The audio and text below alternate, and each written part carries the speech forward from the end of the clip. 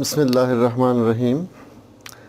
आप सब लोगों को मैं माइक्रोट्रॉनिक्स पाकिस्तान के चैनल पर खुशामदीद कहता हूँ। मेरा नाम डॉक्टर आमिर इकबाल है और मैं बुनियादी तौर पर एक हार्ट सर्जन हूँ और इलेक्ट्रॉनिक्स और माइक्रो कंट्रोलर्स की प्रोग्रामिंग को एज अ हॉबी एंजॉय करता हूँ।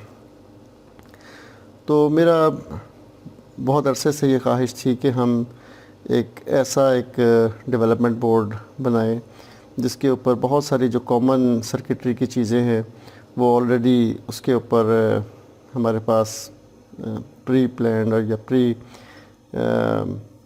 फैब्रिकेटेड हों, सो दैट कि जो स्टूडेंट है या हॉबीइस्ट हैं उनको बार बार चीज़ें ब्रेड बोर्ड के ऊपर ना बनानी पड़े। और इसके अलावा वो सर्किटरी जो इसके ऊपर मौजूद नहीं है उसको वो इसके साथ आराम से कनेक्ट कर सकें। तो ये हमारा डेवलपमेंट बोर्ड है। बेसिकली मैं माइक्रो कंट्रोलर जो AVR माइक्रो कंट्रोलर्स हैं उनके लिए, और इसमें ये 8 मेगा 32 माइक्रो कंट्रोलर हमने यूज़ किया है। और इसके अलावा हमने कोशिश ये की है कि इस बोर्ड को आर्डुइनो IDE के साथ कंपैटिबल भी बनाएं, क्योंकि आर्डुइनो IDE बहुत पॉपुलर एक डेवलपमेंट प्लेटफॉर्म है जिसमें easy to use libraries and easy to use एक सेटअप है। सो बहुत से वो लोग जो कि रादर बहुत ज़्यादा टेक्निकल डिटेल्स में नहीं जाना चाहते वो आर्डुइनो को बहुत अच्छे तरीके से यूज़ करते हैं और अपने छोटे छोटे से प्रोजेक्ट्स या इवन कमर्शियल प्रोजेक्ट्स भी उसके ऊपर बना लेते हैं। इस बोर्ड को हमने इस पॉइंट ऑफ व्यू से प्लान किया है कि ना सिर्फ इसके ऊपर एक स्टूडेंट और हॉबीइस्ट जो है वो आर्डुइनो IDE को यूज़ करते हुए इसके ऊपर प्रोग्रामिंग कर सके, बल्कि जो लोग इन डेप्थ जाना चाहते हैं और वो इस माइक्रो कंट्रोलर या इस सीरीज़ ऑफ माइक्रो कंट्रोलर्स जो कि AVR माइक्रो कंट्रोलर्स की है उसमें एक्सेल करना चाहते हैं, तो उनको फुल उसका कंट्रोल भी दिया जाए जो कि एक प्रॉपर प्रोग्रामिंग की एनवायरनमेंट है। उसके लिए हमारे पास यहाँ पर ये इन सर्किट सीरियल प्रोग्रामिंग का हेडर हमने दिया हुआ है जिसके ऊपर एक जो SPI टाइप आर्डुइनो के इसके AVR के प्रोग्रामर्स हैं लाइक MK2 है या USB ASP है, वो आराम से कनेक्ट हो जाते हैं और इसको आप डायरेक्टली उस एनवायरनमेंट में से भी प्रोग्राम कर सकते हैं जो माइक्रोचिप या एटमल ने खुद प्रोवाइड की है, लाइक एटमल स्टूडियो 7 है या माइक्रोचिप स्टूडियो है। अच्छा, अब हम इस पे आते हैं थोड़ी सी इस पहले बोर्ड की हम क्योंकि डिटेल देख लें ताकि हमें आगे की जो वीडियोस हैं उसमें इबहाम ना रहे और चीज़ों को क्लियर हम कर लें। पहली बात तो ये कि यहाँ पर ये आप heart of this board is this, ये माइक्रोचिप एटमल का 8 मेगा 32 माइक्रो कंट्रोलर है। इनिशियली ये एटमल नामी कंपनी बनाती थी, लेकिन अब इसको माइक्रोचिप ने टेक ओवर कर लिया है और अब ये माइक्रो कंट्रोलर्स माइक्रोचिप कंपनी बनाती है। ये 40 पिन का माइक्रो कंट्रोलर है जो कि आपके आम जो आर्डुइनो यूनो का बोर्ड होता है उसके ऊपर 28 पिन का 8 मेगा 328 होता है, वो भी इसी फैमिली का माइक्रो कंट्रोलर है। तो लेकिन उसकी पिन्स थोड़ी सी कम है, तो लेकिन मेमोरी के हिसाब से और वो परफॉर्मेंस के हिसाब से दोनों एक ही जैसे प्रोसेसर्स हैं। तो ये 8 मेगा 32 माइक्रो कंट्रोलर है और जिसको कि 16 मेगाहर्ट्ज़ के क्रिस्टल के साथ इसको ऑपरेट किया गया है। इसके अलावा इस बोर्ड के ऊपर जितनी इसकी IO लाइंस हैं, लाइक ये इनको जो माइक्रोचिप ने इसको ऑर्गेनाइज़ किया हुआ है वो in the form of ports इसको ऑर्गेनाइज़ किया हुआ होता है। अगर आप इसकी डाटा शीट देखें तो उसमें जो आर्डुइनो की जो नंबरिंग सिस्टम है वो यूज़ नहीं होता, वो आर्डुइनो का नंबरिंग सिस्टम आर्डुइनो के लिए है। लेकिन जो स्टैंडर्ड नंबरिंग सिस्टम है इनका पिन्स का वो ग्रुप्ड इनटू पोर्ट्स। तो ये पोर्ट A है, ये हमारी पोर्ट B है, ये हमारी पोर्ट C है और ये हमारी पोर्ट D है। और इनके सारे जो पिन्स हैं उनको हमने यहाँ पे निकाल दिया और यहाँ पे ये हेडर्स दे दिए कि जिनके साथ आप इस तरह की जो केबल्स हैं female to female jumper cables वो आप लगा के तो किसी भी और मॉड्यूल के साथ अटैच कर सकते हैं। दूसरी बात ये कि इसके बोर्ड के ऊपर हमने ये 8 स्टेटस LEDs दिए हैं जिनको कि LEDs के मुख्तलिफ इफ़ेक्ट्स के लिए भी यूज़ किया जा सकता है, लेकिन बुनियादी मकसद इसमें इनपुट एंड आउटपुट सिस्टम्स को कंट्रोल करना और उनको यूज़ करना सिखाना है कि जहाँ पर ये एक LED जो है वो सिर्फ LED को रिप्रेजेंट नहीं करेगी, वो एक किसी मोटर को रिप्रेजेंट कर सकती है, वो किसी सोलेनॉइड को रिप्रेजेंट कर सकती है, वो किसी रिले को रिप्रेजेंट कर सकती है, वगैरह वगैरह। लेकिन जस्ट सीखने के लिए कि हमने किस मोटर को कंट्रोल करना है या किसको कंट्रोल करना है, हम इसको IO लाइंस को हम यूज़ करते हैं। अब इसमें हमने किया ये है कि यहाँ पर ये हमने ये जंपर्स दे दिए हैं। अगर मैं ये उतार दूँ जंपर्स, तो ये आप देख सकते हैं कि यहाँ पर ये 8 जंपर्स दिए हुए हैं जो कि LED के सेक्शन के लिए है।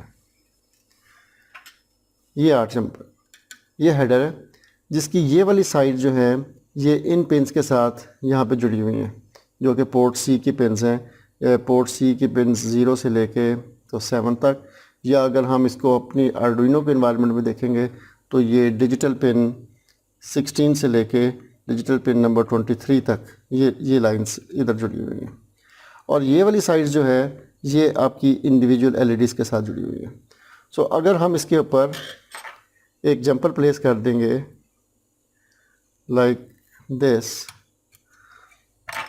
तो ये वाली LED इस रजिस्टर के थ्रू इस पिन के साथ जुड़ गई, विच इज़ पोर्ट C की पिन नंबर 0 या आर्डुइनो की डिजिटल पिन नंबर 16 है। तो जब हम इसको कंट्रोल करेंगे, प्रोग्राम करेंगे, तो हम ये LED ऑन हो जाएगी, लेकिन बाकी के हमने जंपर्स ऑफ किए हुए हैं तो ये LEDs डिसकनेक्टेड हैं या डिसेबल्ड हैं। और ये वाली IO लाइंस भी आपके पास फ्री हैं कहीं भी और यूज़ करने के लिए। So it is very easy कि आप इसको इस तरीके से कन्फिगर कर लें कि जो प्री डिफाइंड पिन्स हैं उनके साथ जोड़ लें। लेकिन अगर फ़र्ज़ करें कि मेरा प्रोजेक्ट ऐसा है कि जिसमें मैंने ये LED पोर्ट C की पिन नंबर 0 पे नहीं जोड़नी, बल्कि पोर्ट B की पिन नंबर 7 पे जोड़नी है, या डिजिटल पिन नंबर 7 पे जोड़नी है, तो अब इस LED को मैं इस पोर्ट B की पिन नंबर 7 या डिजिटल पिन नंबर 7 से जोड़ना चाहता हूँ। तो उसके लिए मैं क्या करूँगा कि ये जंपर वायर इस तरफ कनेक्ट करूँगा जिस तरफ LED का कनेक्शन है। रिमेंबर, मैंने इस तरफ कनेक्ट नहीं किया, इस तरफ माइक्रो कंट्रोलर का कनेक्शन है और इस तरफ हमारे पास LED का कनेक्शन है, और इसका दूसरा कनेक्शन मैंने यहाँ पर जोड़ दिया पोर्ट B की पिन नंबर 7 के साथ। अब मैं जब प्रोग्राम करूँगा और पोर्ट B की पिन नंबर 7 को हाई करूँगा या लो करूँगा तो ये LED इसके साथ कंट्रोल होगी। सो ये बोर्ड इज़ हाईली कन्फिगरेबल कि आप इसको जिस तरह से मर्ज़ी कन्फिगर कर लें, आप इसको हर तरह से अपने प्रोजेक्ट के हिसाब से आप इसकी पिन्स को और इसके ऊपर लगी हुई डिवाइसेस को कंट्रोल कर सकते हैं। और अगर आप प्री डिफ़ाइंड जो हमने डिफ़ाइन की हुई हैं पिन्स उनके साथ कनेक्ट करना चाहें अपनी आसानी के लिए, और थोड़ा सा वायर्स नहीं लगानी पड़ेंगी तो ये ज़रा नीट भी लगेगा, तो आप सिर्फ ये हेडर्स प्लेस कर दें तो ये आपकी जो पिन्स हैं LEDs हैं लेट से, वो रेस्पेक्टिव जो पिन्स हैं उनके साथ जुड़ जाएगी। सो लिहाजा आप, अगर मैंने सिर्फ LEDs की एग्जांपल ही दी है, इस एग्जांपल को यूज़ करते हुए आप देखें कि इसके ऊपर जितनी भी डिवाइसेस हैं उनको आप जिस मर्ज़ी पिन के साथ कनेक्ट करना चाहें आप उसको कनेक्ट कर सकते हैं और अपना प्रोजेक्ट के हिसाब से प्रोग्राम कर सकते हैं। सो अनलाइक दूसरे माइक्रो डेवलपमेंट बोर्ड्स की तरह जिसमें कि ये वायर पिन्स जो हैं डिवाइसेस अगर लगाई हुई हों तो वो हार्ड वायर की हुई होती हैं कि इनको डायरेक्टली उन्होंने लेबल कर दिया इस पोर्ट के साथ या किसी भी पोर्ट के साथ, तो फिर वो आप किसी और जगह पे उसको यूज़ नहीं कर सकते। अब इसमें हम देखते हैं कि इसी तरह से जिस तरह से ये LEDs दी हुई हैं, ये हमारे पास करेक्टर LCD का इंटरफेस है जिसके ऊपर हम ये करेक्टर LCD इंसर्ट कर सकते हैं। करेक्टर LCDs जैसे कि आपको मालूम है कि ये मुख्तलिफ़ फॉर्म में आती हैं। ये सारी की सारी HD 44780 जो हिटाची का प्रोसेसर है उसके ऊपर बेस्ड हैं, और ये 16:2 की LCD मैंने लगाई है, जिसका मतलब है कि इसमें 2 लाइंस अवेलेबल हैं और हर लाइन में 16 कैरेक्टर्स अवेलेबल है। इसके अलावा ये 16x4, 20x4, 8x0, 8x1 इस तरह से मुख्तलिफ़ किस्म की कन्फिग्रेशन में अवेलेबल है, लेकिन उन सब की पिन आउट्स जो हैं वो एक जैसी होती हैं, तो लिहाजा उसमें कोई प्रॉब्लम नहीं है। ये हमारे पास एलसीडी को कंट्रास्ट एडजस्ट करने की पोटेंशियोमीटर है कि जब आप एलसीडी लगाएंगे तो उसके ऊपर कंट्रास्ट एडजस्ट करने के लिए आप इसके ऊपर इसको एक स्क्रू ड्राइवर के साथ घुमाएंगे, जहाँ पर आपको कैरेक्टर्स अपीयर होने शुरू हो जाएंगे। अच्छा, अब इस कैरेक्टर एलसीडी को आम तौर पर जो मुख्तलिफ जो प्रोजेक्ट्स में आम तौर पर जो यूज़ किया जाता है, ये 4 बिट मोड में भी यूज़ हो सकती है और 8 बिट मोड में भी यूज़ हो सकती है। 8 बिट मोड आइडियल है कि जिसमें कि पूरे का पूरा डाटा एक ही गो में माइक्रो कंट्रोलर से आपकी एलसीडी में ट्रांसफ़र हो जाता है, लेकिन डेफिनेटली वो आपकी आईओ लाइंस भी ज़्यादा कंज्यूम करता है। उसको 8 की 8 आईओ लाइंस जो हैं वो माइक्रो कंट्रोलर की चाहिए होती है।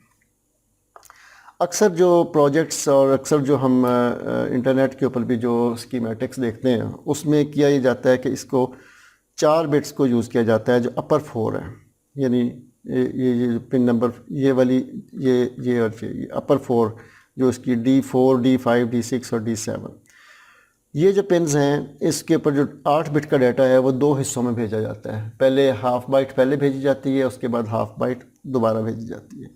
तो इसमें ज़रा थोड़ी सी प्रोसेसिंग निस्बतन स्लो हो जाती है, लेकिन आपको 4 बिट्स जो आईओ लाइंस जो हैं वो आपकी माइक्रो कंट्रोलर की बच जाती हैं, जिनको कि आप और जगहों पे इस्तेमाल कर सकते हैं। इस बोर्ड में हमने आपको दोनों कन्फिग्रेशंस पॉसिबल हैं कि आप इसको चाहे तो 8 बिट मोड में एक्सपेरिमेंट कर लें और चाहे तो आप 4 बिट मोड में एक्सपेरिमेंट कर लें। क्योंकि ये एक लर्निंग का टूल है, इसलिए हमने कोशिश ये की है कि आप हर तरह की जो पॉसिबिलिटीज़ हैं और जो एनवायरनमेंट्स हैं उनको एक्सपेरिमेंट कर सकें और सीख सकें। तो इसके ऊपर अगर आप देखें, यहाँ पे अगर मेरा कैमरा आपको दिखा रहा हो कि ये 8 बिट्स हैं जो कि इस पोर्ट डी के ऊपर जुड़ी हुई है। सो पोर्ट डी की बिट नंबर 0 से लेके बिट नंबर 7 तक, या हमारी जो डिजिटल पिन नंबर 8 है और उससे लेके डिजिटल पिन नंबर 15 तक, वो ये सारी की सारी यहाँ पे जुड़ी हुई हैं डाटा के लिए। अगर आप इसको सिर्फ 4 बिट मोड में यूज़ करना चाहते हैं तो आप सिर्फ ये वाली 4 जंपर्स जुड़े रहने दें और ये वाले 4 जंपर्स उतार दें। So it's up to you कि आप किस कन्फिग्रेशन में यूज़ करना चाहते हैं। इसके अलावा इस जो एलसीडी है, अगर आप इसकी डाटा शीट या प्रोजेक्ट्स देखें तो इसको आपको 2 पिन्स और चाहिए होती हैं। एक को कहते हैं रजिस्टर सेलेक्ट बिट और एक को कहते हैं एनेबल बिट। सो रजिस्टर सेलेक्ट बिट जो है वो इंटरनली आपका जो कंपाइलर है वो सेट करता है कि मैं जो डाटा भेजने लगा हूँ ये एलसीडी के लिए डाटा है जो डिस्प्ले करना है, या एलसीडी के लिए कमांड है जो उसको कंट्रोल करनी है, लाइक उसके कर्सर की पोजीशन है या उसकी कर्सर की ब्लिंकिंग है वगैरह वगैरह। और एनेबल पिन जो है वो यूज़ होती है कि कब जो डाटा जो है वो आएगा और जो आपकी एलसीडी है वो उस डाटा को एक्सेप्ट करेगी। इसके अलावा एक और पिन होती है इस एलसीडी की जिसको कि रीड एंड राइट पिन कहते हैं। उसमें आप सेट कर सकते हैं कि आपने एलसीडी को डाटा भेजना है या एलसीडी से डाटा रीड करना है। क्योंकि आमतौर पर हमने डाटा एलसीडी को भेजना ही होता है, बहुत कम चांसेस होते हैं कि हम एलसीडी से डाटा रीड करना चाहें कि वहाँ पे क्या चीज़ उसका स्टेटस रजिस्टर या कोई और चीज़ की क्या सूरत हाल है। तो हमने इसमें जो रीड एंड राइट पिन है उसको परमानेंटली ग्राउंड के साथ कनेक्ट करके इसको राइट एनेबल कर दिया कि ये सिर्फ राइट कर सकते हैं, हम इसमें से एलसीडी को रीड नहीं कर सकेंगे। तो उससे हमारी एक आईओ लाइन जो है वो बच जाएगी। अब इसमें हमने इस तरफ साइड पे अगर आप गौर से देखें तो यह सारी की सारी जो पिन्स हैं उनके नाम दे दिए हैं, और इस तरफ हमने वो पिन्स के नाम दे दिए हैं जिनके साथ हमने माइक्रो कंट्रोलर की पिन्स के साथ इसको जोड़ा हुआ है। सो अगेन अगर आपका प्रोजेक्ट ऐसा है कि ये आपने पोर्ट डी के ऊपर नहीं एलसीडी यूज़ करनी, आप पोर्ट बी के ऊपर यूज़ करना चाहते हैं, तो आप इसी तरह से ये हेडर्स जंपर्स उतार देंगे। लेट्स से कि ये जंपर्स आप उतार देंगे और उसी तरह से आप ये वाली जो वायर है इसको मल्टीपल वायर ज़ाहिर यूज़ हो करेंगे। ये साइड हम एलसीडी वाली साइड पे लगा देंगे और ये साइड हम उस पिन के साथ लगा देंगे जिस पिन के साथ हम इसको अटैच करना चाहते हैं। तो जो डिफ़ॉल्ट हमारी सेटिंग्स हैं वहाँ से ये हट गया, पोर्ट डी से हट गया और ये आप अपने पोर्ट बी के साथ जोड़ लिया। तो इसी तरह से आप तमाम पिन्स के साथ ये कर सकते हैं कि ना सिर्फ डाटा पिन्स बल्कि register select and read and right और एनेबल पिन्स को भी आप अपनी मर्ज़ी की आईओ लाइंस के साथ अटैच कर सकते हैं और आपका जो डेवलपमेंट बोर्ड है ये वट एवर प्रोजेक्ट आप बना रहे हैं उसकी जो भी रिक्वायरमेंट है उसके मुताबिक आप इसको कन्फिगर कर सकते हैं। So it is not hard and fast configured board, इसमें बहुत ज़्यादा फ्लेक्सिबिलिटी है कि ये हर तरह से आप इसको कन्फिगर कर सकते हैं। इसके अलावा इसके ऊपर हमारे पास कुछ और कनेक्शंस भी हैं। लाइक ये हमने एक बज़र दिया हुआ है, यहाँ पर 28 kilohertz infrared remote control sensor लग जाता है। इस वक्त हमने इस बोर्ड के ऊपर सिर्फ हेडर दिया हुआ है, लेकिन जो दूसरे बोर्ड्स हम बनाएंगे उसके ऊपर ये यहाँ पे सेंसर जो है वो डायरेक्टली सोल्डर होगा। जो ये इंफ्रारेड रिमोट कंट्रोल सेंसर है, ये जो आपके मुख्तलिफ़ किस्म के रिमोट कंट्रोल्स हैं उनके बटन्स को सेंस करता है और उसके बाद आप उसकी प्रोग्रामिंग के ज़रिए आप डिटेक्ट कर सकते हैं कि कौन सा बटन प्रेस हुआ है और उसमें आपने कौन सा एक्शन लेना है। इसी तरह से ये बज़र है आपके पास जिसमें कि आप बीप दे सकते हैं, आप साउंड प्रोड्यूस कर सकते हैं। ये DS18B20 एक टेम्परेचर सेंसर है, डिजिटल टेम्परेचर सेंसर, जो कि 1 वायर सेंसर कहलाता है। इसमें जो है ये डिजिटल डाटा में आपको ये टेम्परेचर की सेंस करके आपको बताएगा कि टेम्परेचर कितना है। और इसके अलावा ये 2 पुश बटन्स हैं कि जिसको कि जब आप प्रेस करेंगे तो ये ग्राउंड के साथ कनेक्ट हो जाएगा, और अदरवाइज़ यहाँ पे ये पुल अप रजिस्टर्स हैं जो कि इसको पॉजिटिव वोल्टेज दे रही होंगी। ये तीनों चीज़ें, ये 2 पुश बटन्स, ये आपका टेम्परेचर सेंसर, ये बज़र और ये इंफ्रारेड रिमोट कंट्रोल सेंसर, इनका हेडर ये हमारे पास मौजूद है। और इसी तरह से इस हेडर के ऊपर भी आपके पास जंपर्स लगे हुए हैं जिसमें एक साइड के ऊपर आपके पास सेंसर या डिवाइस का नाम लिखा हुआ है और दूसरी साइड पे ऊपर वो पिन लिखी हुई है जो कि माइक्रो कंट्रोलर की इस पिन के साथ ये अटैच हुए हुए। सो अगेन, अगर आप चाहें कि आपने इस बटन को किसी और जगह पे अटैच करना है तो आप यहाँ पे ये सेंसर की साइड वाली जो पिन है उसके ऊपर आप ये अटैच करेंगे वायर को, और अपनी चॉइस की IO लाइन जहाँ पे भी आप अटैच करना चाहते हैं आप उसको अटैच कर सकते हैं। सो लिहाजा आप इस बोर्ड के ऊपर अब हमने देख लिया कि एक हमारे पास 8 LEDs मौजूद हैं और हमारे पास एक करेक्टर LCD मौजूद है जो कि दोनों के 8 बिट और 4 बिट मोड में यूज़ हो सकती है।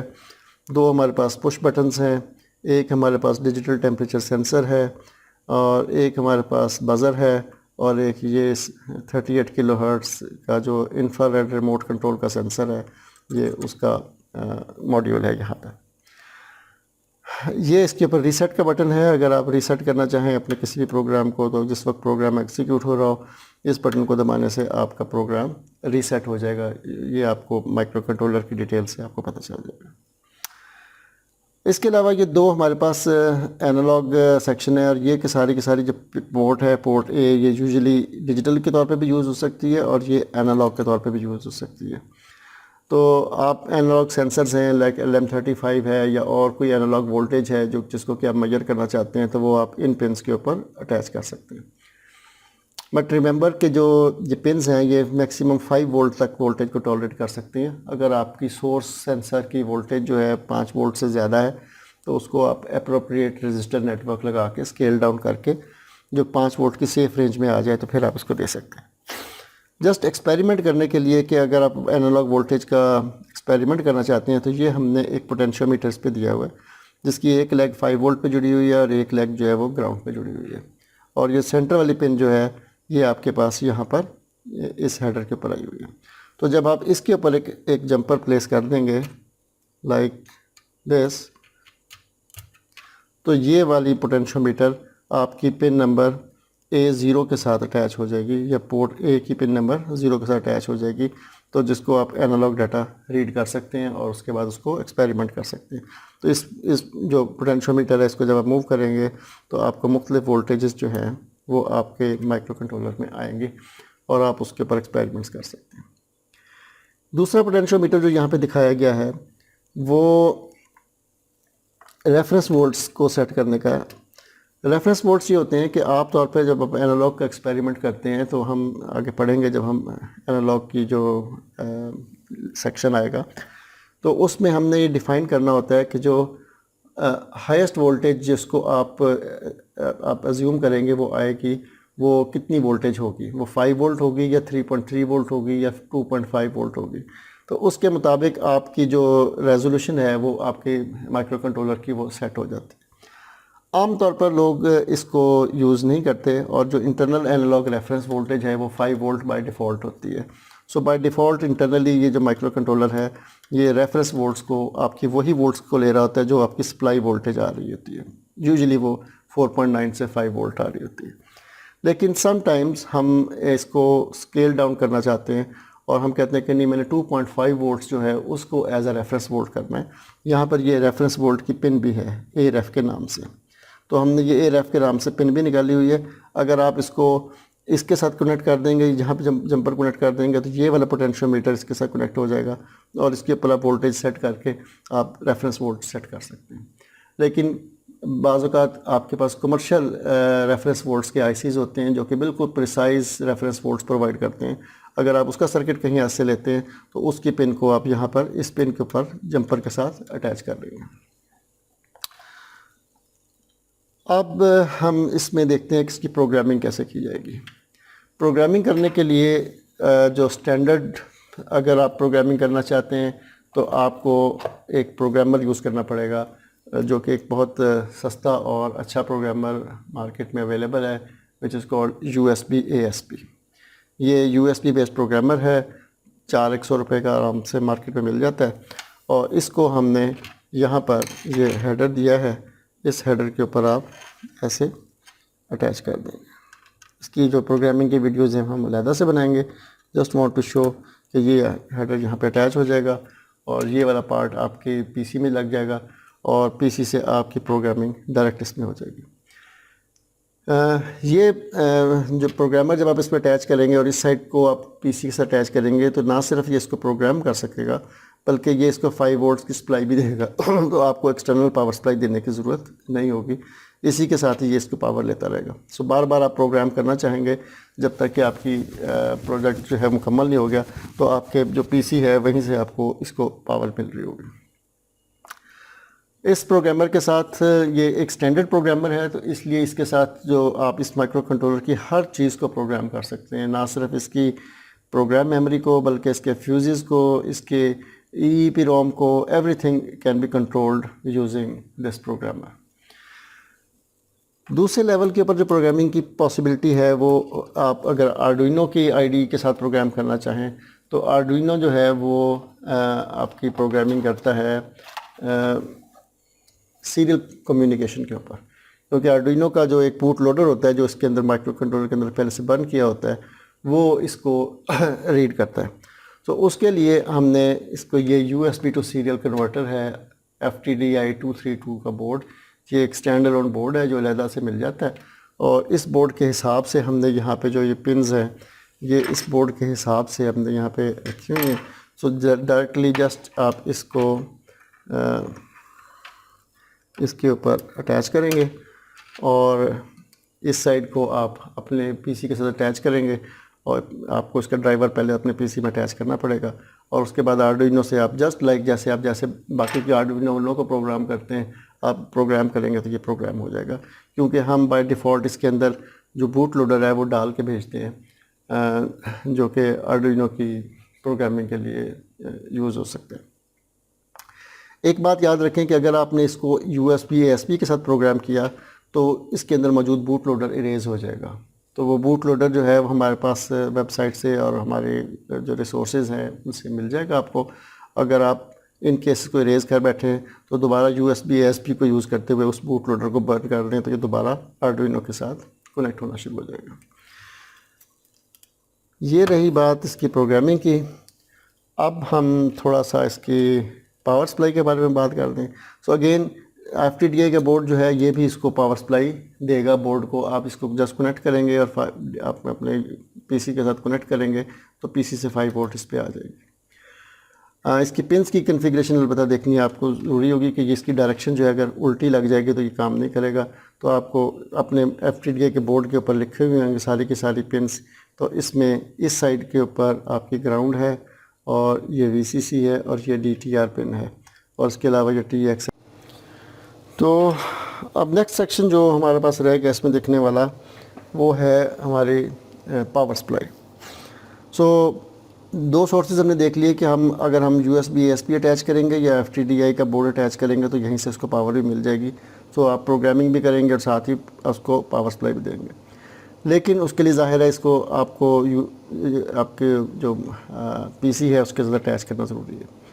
और अगर इस बोर्ड को आप स्टैंड अलोन यूज़ करना चाहें, किसी जगह पे प्रोजेक्ट आपने बना लिया और किसी थर्ड प्लेस पे जाके आप यूज़ करना चाहते हैं और अब आप FTDI और USB ASP को नहीं यूज़ करना चाहते, तो आप यहाँ से एक्सटर्नल पावर सप्लाई इसको दे सकते हैं। तो एक्सटर्नल पावर सप्लाई 9 से 12 वोल्ट तक की आप इसको दे सकते हैं। और यहाँ पर हमारे पास ये 7805 जो लीनियर 5 वोल्ट का रेगुलेटर है ये लगा हुआ है, जो कि इसको जो भी सप्लाई यहाँ पे आएगी उसको 5 वोल्ट्स में कन्वर्ट कर देगा और ये 5 वोल्ट्स आपके सारे बोर्ड पे सप्लाई हो जाएगी। इसके अलावा ये जो दो हेडर मिला हुआ है ये इसके साथ डायरेक्टली पैरेलल जुड़ा हुआ है, तो जो भी सप्लाई आप यहाँ पे देंगे 9 वोल्ट की देंगे या 12 वोल्ट की देंगे वो डायरेक्टली आपको यहाँ से अवेलेबल होगी।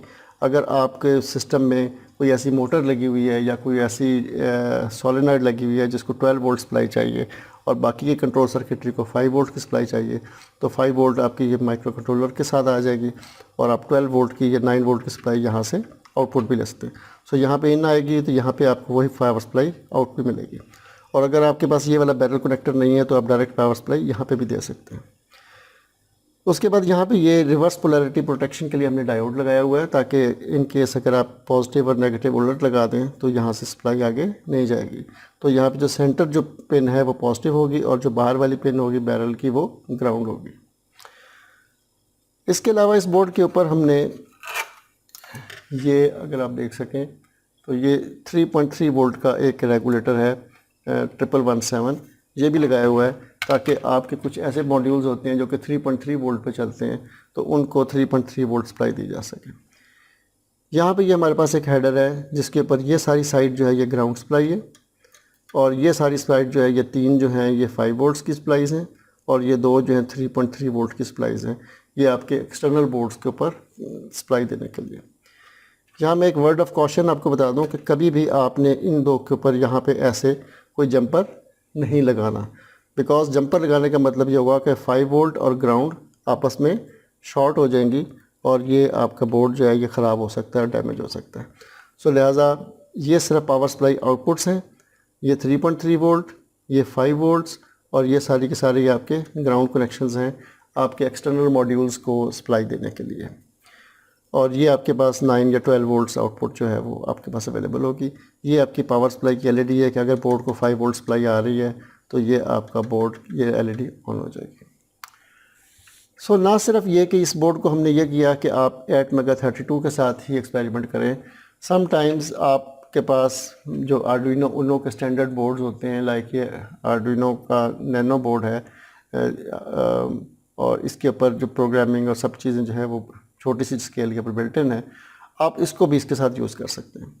सो इसको आप यहाँ पे प्लग इन कर दें तो ये मॉड्यूल जो है इसकी जो 3.3 वोल्ट्स हैं वो इसकी 3.3 वोल्ट की रेल के साथ जुड़ जाएगी और जो 5 वोल्ट्स हैं वो 5 वोल्ट की रेल के साथ जुड़ जाएंगे और आप ये सारी की सारी डिवाइसेस इसके साथ कनेक्ट कर सकते हैं।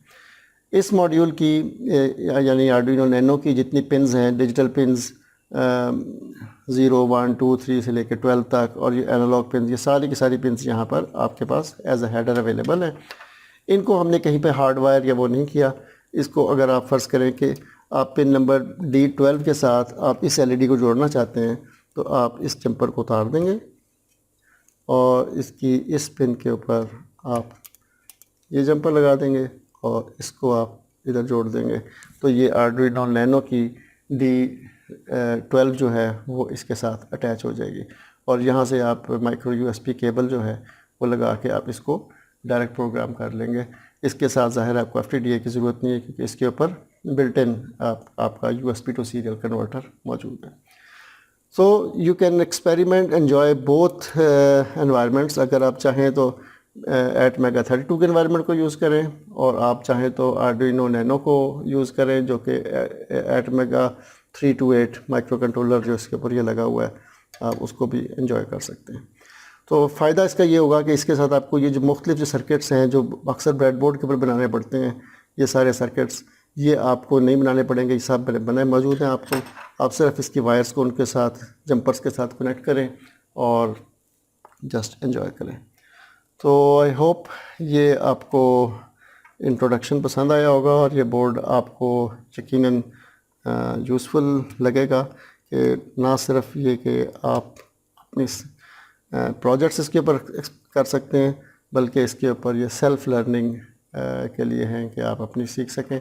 और अगर आपके पास एक्सटर्नल मॉड्यूल्स हैं जो कि मैं आगे चल के दिखाऊंगा, तो तमाम मॉड्यूल्स जो कि आर्डुइनो के लिए यूज़ होते हैं, लाइक आपके 7 सेगमेंट वाले बोर्ड हैं, लाइक आपके पास ब्लूटूथ का मॉड्यूल है, वाईफाई का मॉड्यूल है, इसके अलावा आपके पास जो क्या कहते हैं एलईडी मैट्रिक्स के मॉड्यूल्स हैं, वो सब इसके साथ अटैच हो सकते हैं। और आप चाहें तो आर्डुइनो की लाइब्रेरीज़ को यूज़ करना चाहें वो भी यूज़ कर सकते हैं, और अगर उनको ख़ुद से प्रोग्राम करना चाहें जस्ट फॉर लर्निंग पर्पस, ताकि हमें ये मालूम हो कि माइक्रो कंट्रोलर को बेस्ट कैसे यूज़ करना है, तो आप वो भी यूज़ कर सकते हैं। तो अपना बहुत ख्याल रखिएगा। इंशाल्लाह अगली डेमोस्ट्रेशंस में हम अब इसको बोर्ड को आहिस्ता आहिस्ता यूज़ करना शुरू करेंगे और हम देखेंगे कि इसकी इन्वायरमेंट्स को कैसे सेट करना है और फिर इसको कैसे यूज़ करना है। अल्लाह हाफ़िज़।